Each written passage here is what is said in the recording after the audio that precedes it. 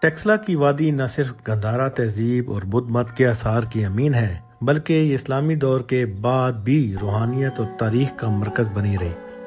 اس سرزمین پر واقع موڑا مرادو اسٹوپا، جو 2000 سال پرانی بدھ مت تہذیب کی یادگار ہے۔ یہ اسٹوپا پہلی اور دوسری صدی عیسوی میں تعمیر کیا گیا اور بدھ بخشیوں کی عبادت گاہ اور خانقاہی مرکز رہا ہے۔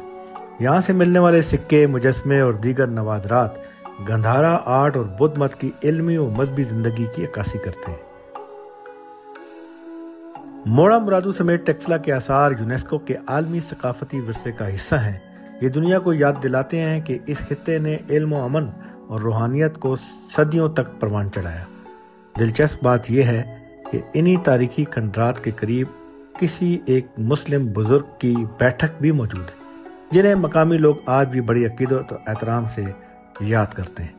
اس بات سے ایک گہرا پیغام ملتا ہے کہ وادی صدیوں سے مختلف مذاہب، تہذیبوں، روحانی سلسلوں کا گہوارہ رہی ہے۔ یہاں بدھ مت کی عبادت گاہوں کے ساتھ ساتھ اسلام کی روحانی روشنی بھی بیک وقت جگمگاتی رہی۔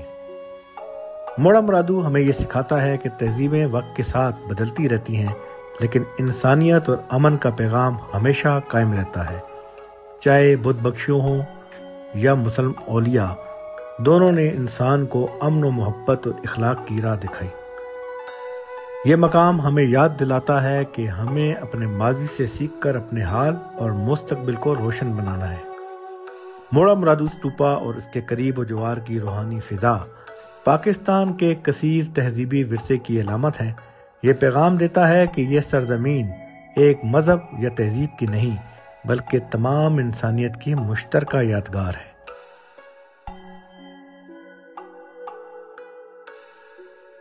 توقیر ریاض خان، موڑا مرادو، ٹیکسلا۔